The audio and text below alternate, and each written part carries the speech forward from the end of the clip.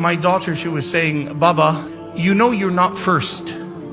I said, what does that mean, Shireen? She said, Allah is first. Now, I'd been trying to teach her Baba's first. She goes, Baba, you're not first. I said, okay. And she said, you're not second.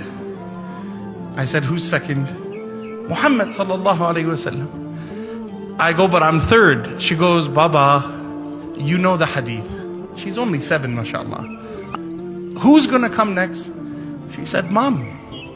I said, La, your mom and I, we're the same. She goes, no.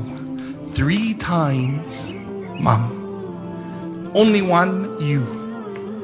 It's a heartbreaking hadith as a father, really, when you come to that reality. And I said, and then, she goes, then you, Baba, after Mom, then it's you.